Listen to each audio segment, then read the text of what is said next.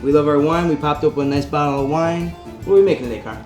We're going to do a marinara sauce with some homemade meatballs, sausage, over a nice polenta.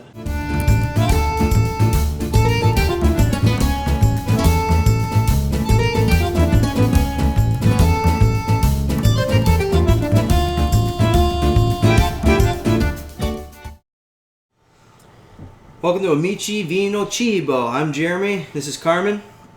Welcome. Two Italian guys cooking in Carmen's kitchen.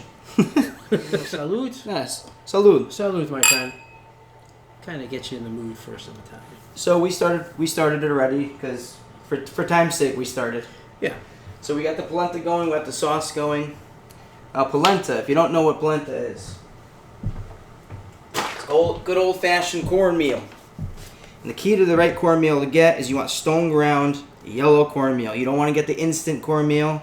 I've done it before with instant. It just comes out like crap. This thing takes time. So for the recipe that we're using today, 2 cups. We're doing a smaller version of it just because it's 2 of us. But 2 cups of milk, whole milk, 2 cups of cream, heavy cream. Yep. And you want to, the very first part, you want to heat that up. Put that in, start heating that up. Start adding your salt, and you want to get to a really, really frothy consistency, almost like cappuccino. As you're mixing, you're going through, get this nice froth on top. Yep. That's when you know it's ready to add in a half a cup of the cornmeal. And you want to add it slowly.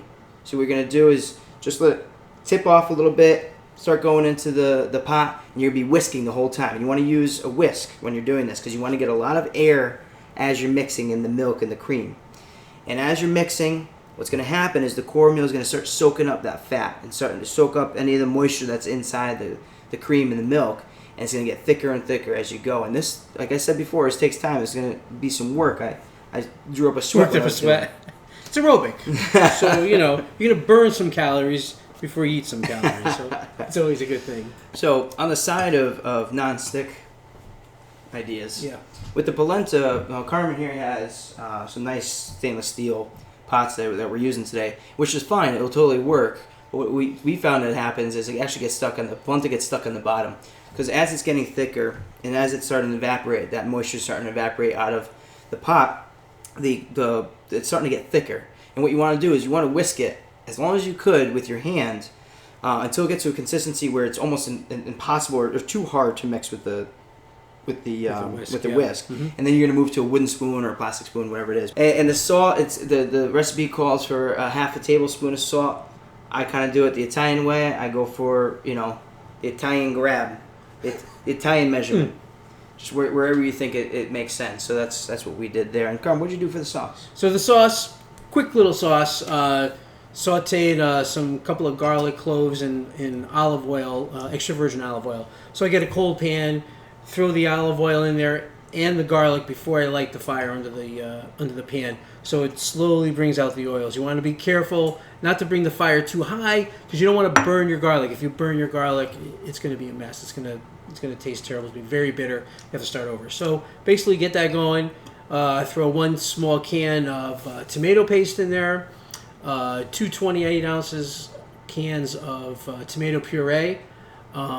Season it, salt, pepper, fresh ground black pepper, oregano, and parsley. That's really it. And to taste, you let it simmer a little bit. I also add like about 16 ounces or so of water.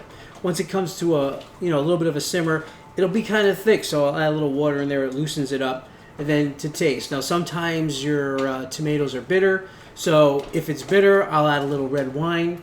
That'll bring a little of the sweetness out. I always test it first. This batch, it was perfect. I didn't add anything to it.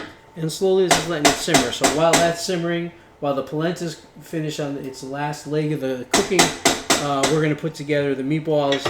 I'll show you how to do that. And we'll sit here and make some meatballs. And I bake them. Sometimes if I'm doing a small batch, I'll fry them. But for the most part, usually I'm making 3-4 pounds of meatballs, so I get a couple of trays of a couple of cookie sheets, and I throw the meatballs on there, and I throw them in the oven. Now, do you ever do like the parchment paper or anything like that on top here? I don't usually use parchment paper.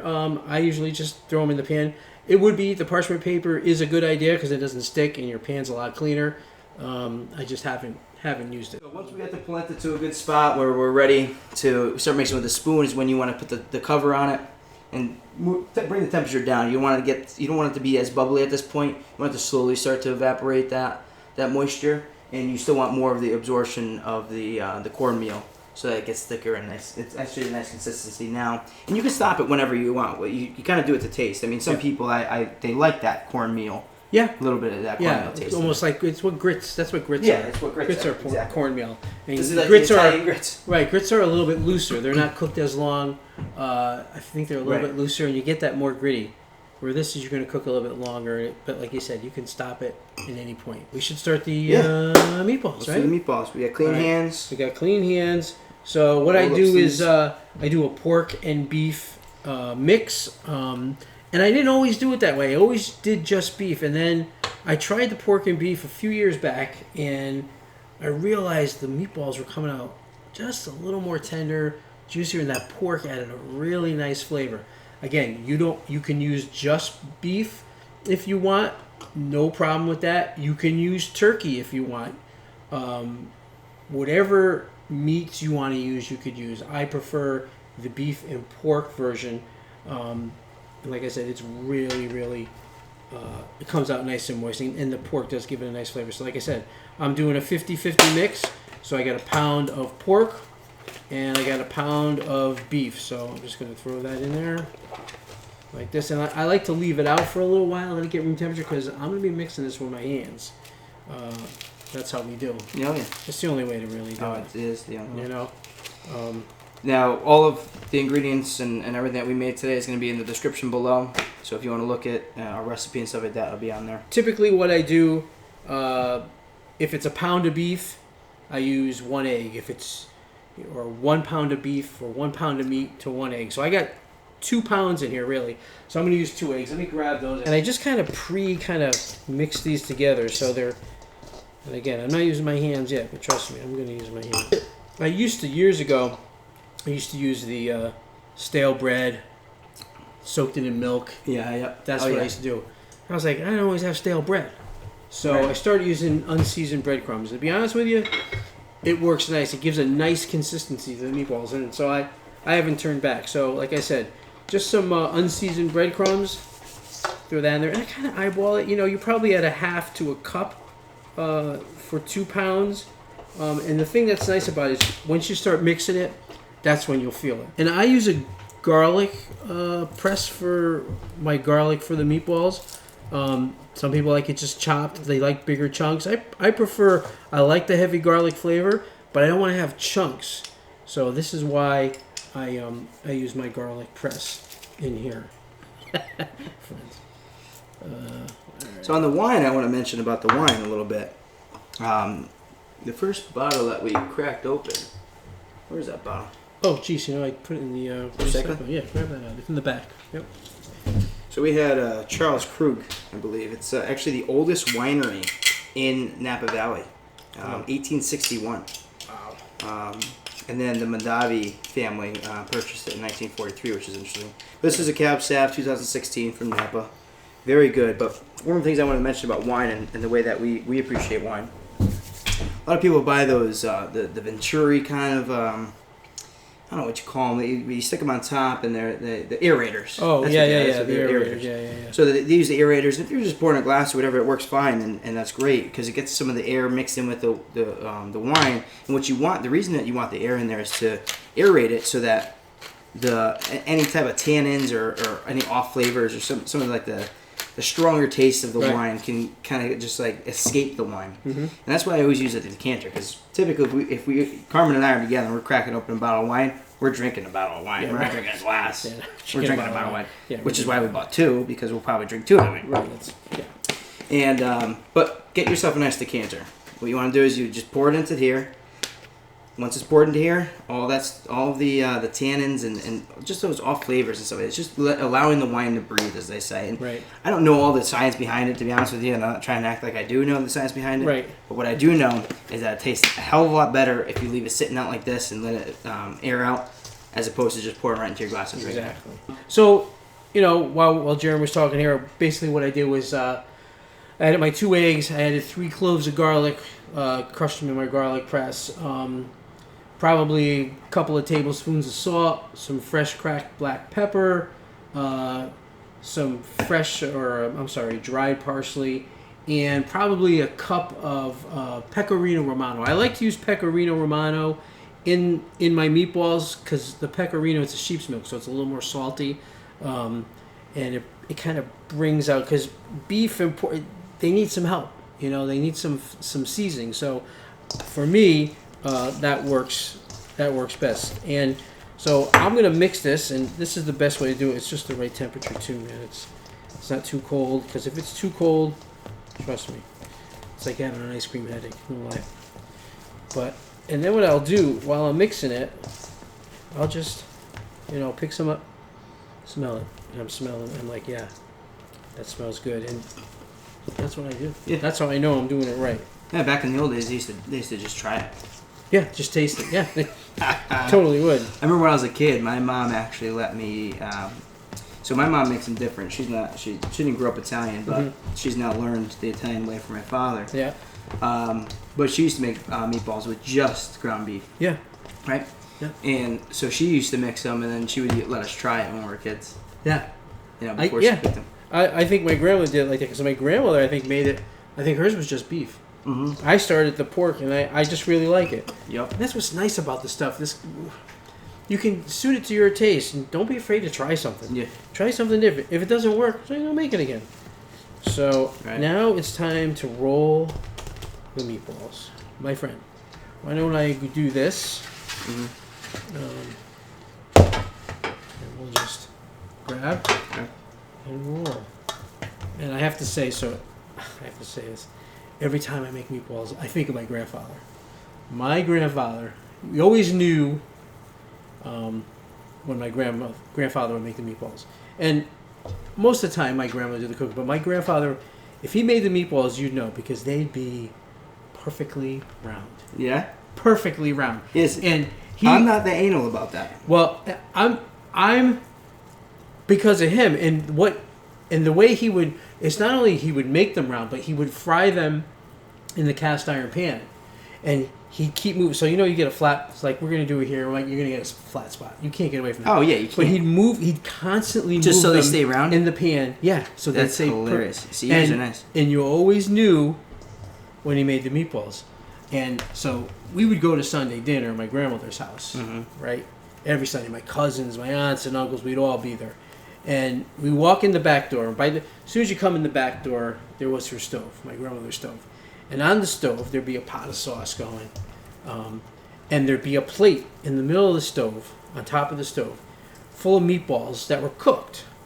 So what they would do, they'd fry the meatballs, and then they'd leave some out of the sauce, and they just put them on a plate on the stove.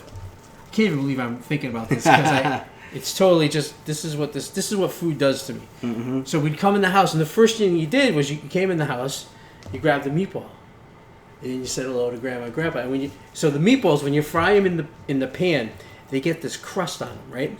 So what you would do is when you're a kid, you ate the crust off first.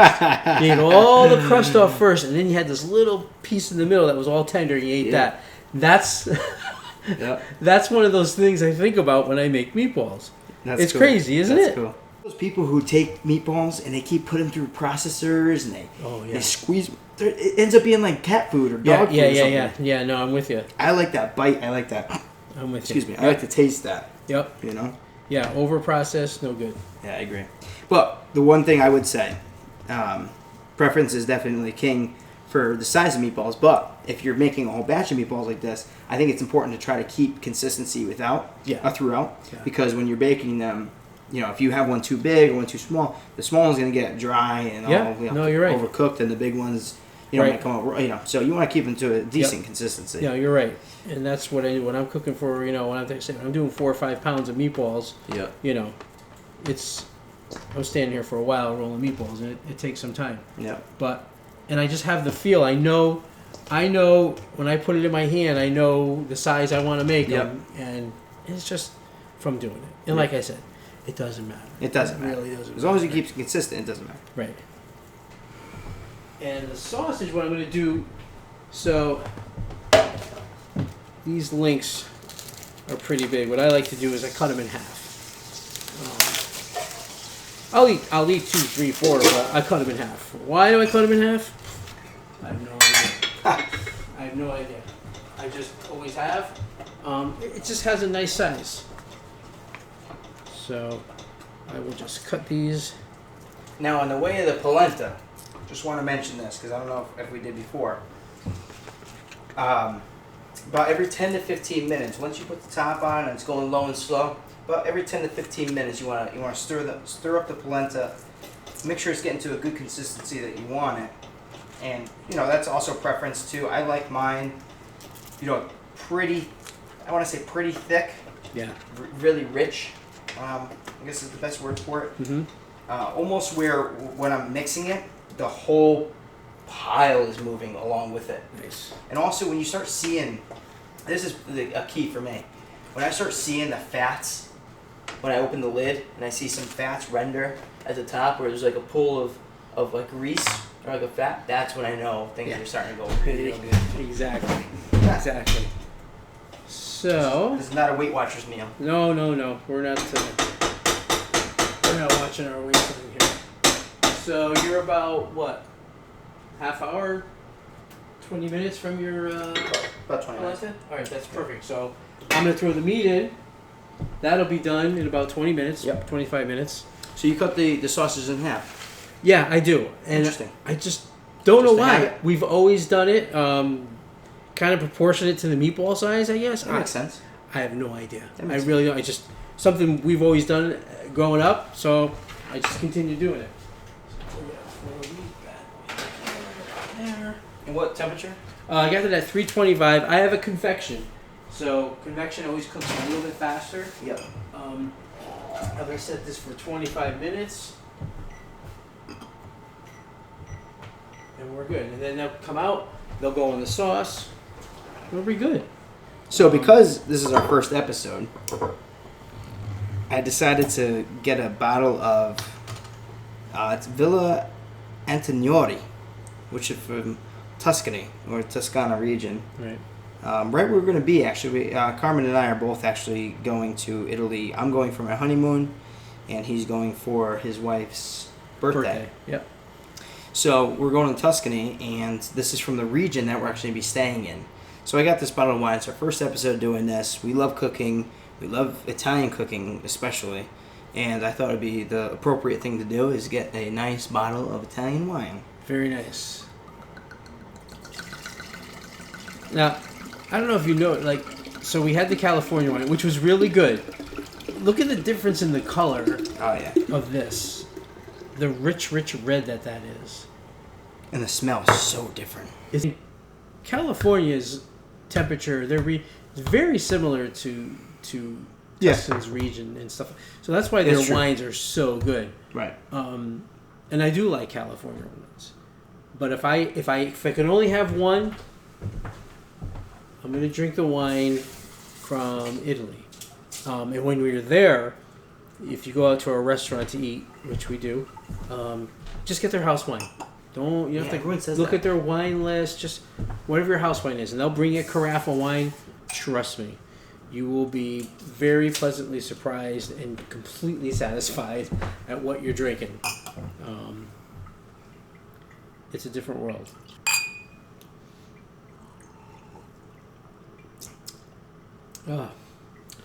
That's going to be nice with our meal, Oh, yeah.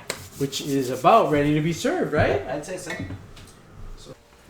All right, so now the meatballs and sausage are done. Take them out of the oven, and we put them into the sauce that's been simmering on the stove. And, you know, you could put them in for as long as short of a time as you want. You know, for me, if I'm doing this, I like to have the meatballs sausage sitting there half hour. But if you don't have that time, whatever. And what that does for me, so once you put them in the sauce gets into the meat, and then the meat releases some of its juices into the sauce, and it actually gives that sauce even more flavor. And so they complement each other very well. So we like to let that simmer a bit. Then we plate the polenta, put that down on the plate first, put a nice ladle of sauce over the polenta, and then we place the meatballs and sausage on top, and all that's left to do after that is enjoy. I mean, that's what it's all about, right? That's right. That's why we do this. Well, that's what Amici Vino Cibo is all about. We love what we do. Just let us know if there's something that you want to see cooked and the way that we do it. That's absolutely. I think that'd be kind of cool. Yeah, absolutely. And we always appreciate if you would subscribe and like the video as well. So until next week. Cheers. Salud. Salud.